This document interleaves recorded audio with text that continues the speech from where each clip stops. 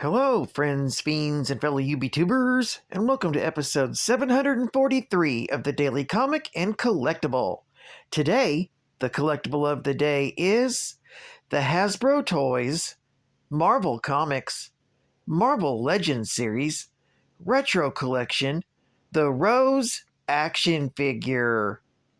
Richard Fisk, son of the Kingpin, becomes an adversary of both his father and Spider-Man when he returns to New York as a crime boss known as the Rose. This collectible 6-inch scale Marvel Legends action figure is detailed to look like Marvel's Rose, also known as Richard Fisk, a character from Marvel's Amazing Spider-Man comic book series.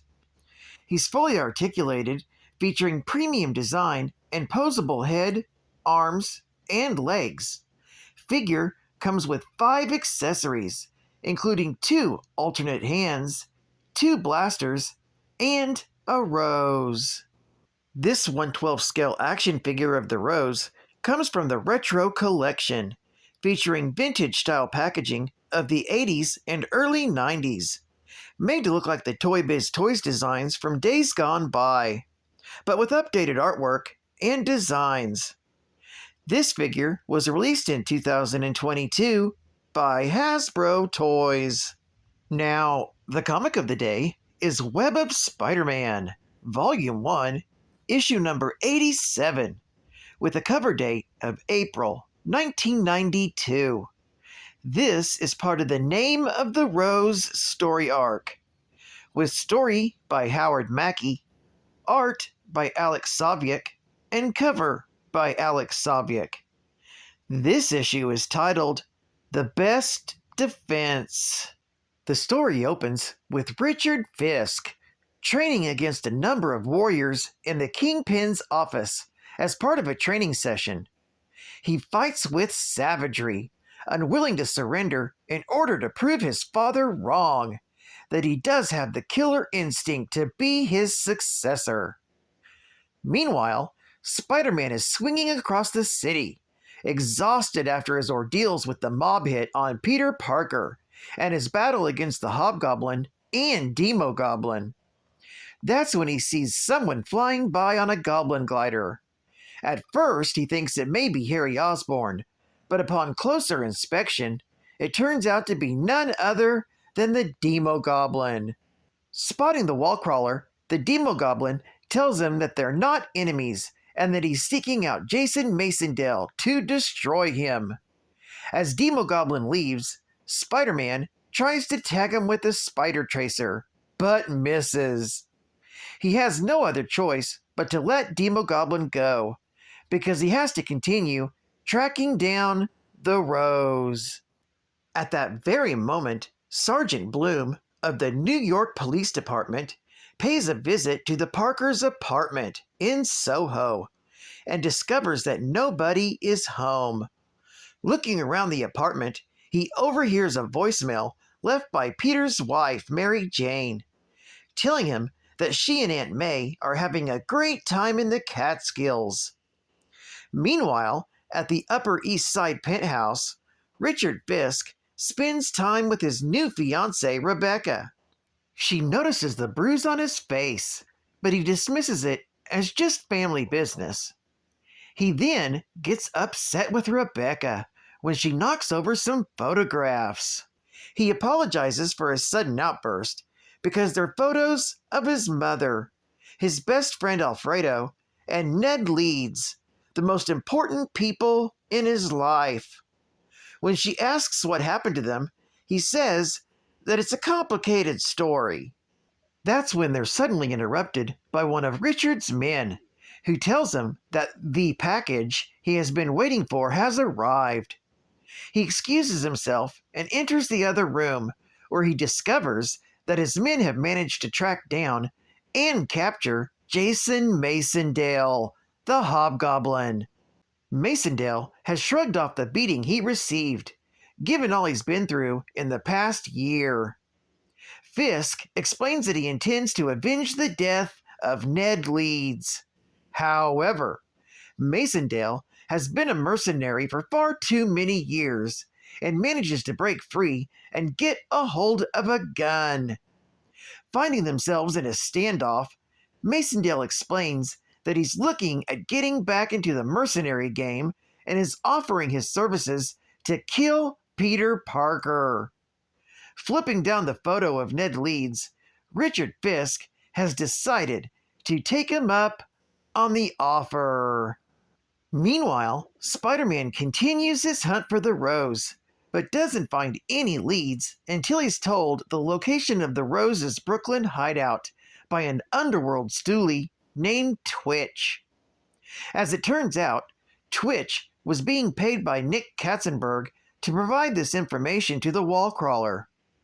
After Katzenberg is gone, Twitch hears someone moving around nearby, as he's soon ambushed by someone who kills him for talking to the wrong people.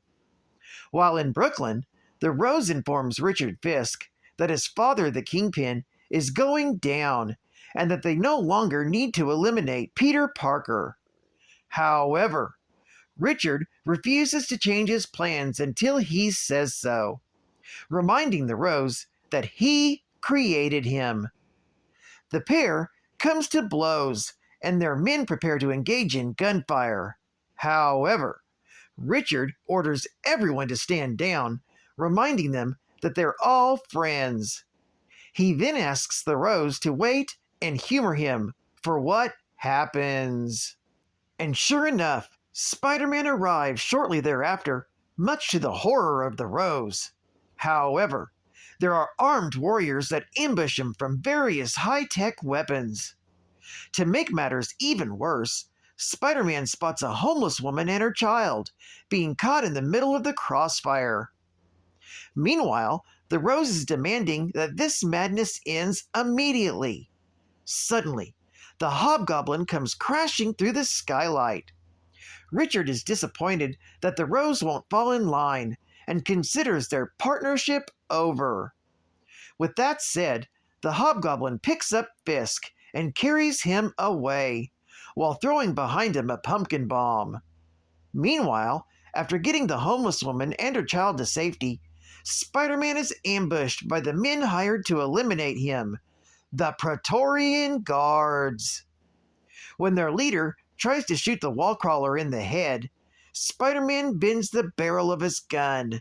Unfortunately, the warrior is not without other weapons. He grabs Spider-Man and jolts him into unconsciousness with his electrified gauntlets. With Spider-Man defeated, he's presented to Richard Fisk and the Hobgoblin.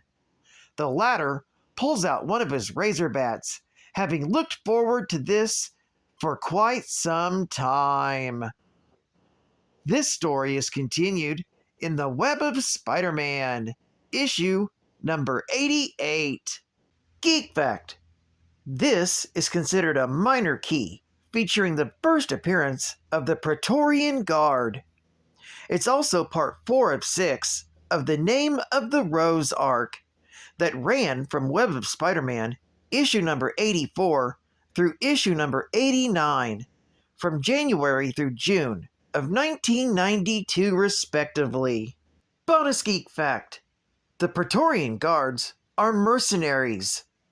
Each guard member has a suit of armor that can withstand high-powered bullets from a gunship.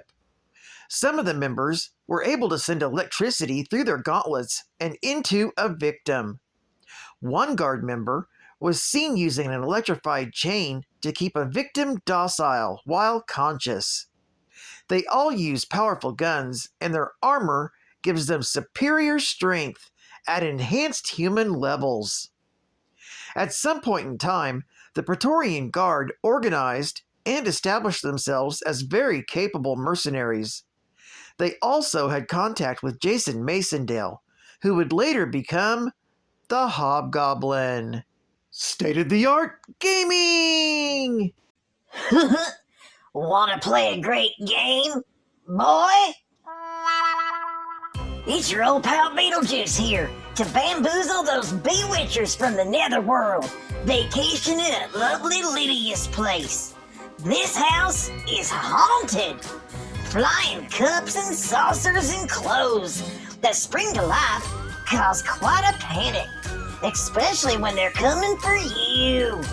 It's a horrific 5-level challenge to spook addict ghastlies, rattle angry skeletons, and scare ghostly bats. Vampires may even join you for a bite to eat. Maybe we should skip lunch today, Lydia. These netherworld ghoul-o-ramas are no match for us. Has the ghost with the most ever let you down? Nice fucking model! Huh? You gotta try Beetlejuice, only for the Game Boy. Hold on a minute. I got me a comic. I found it on sale, and boy does it have a tail! The Geek Fact is a little old thing that brings a story together. Geek Fact, baby! Geek Fact, baby! Geek Fact, baby, Geek Fact! Geek Fact, final Geek Fact! Geek Fact, baby, Geek Fact! Geek Fact, final Geek Fact! It's a Geek Fact! The relationships and background issues at play in this issue are quite complicated and run deep. In the case of Vanessa Fisk, she's had serious mental health issues ever since her near-death experience, when she was lost in the sewers of New York and believed to be dead for some time, as seen in Daredevil, issue number 171, from June of 1981.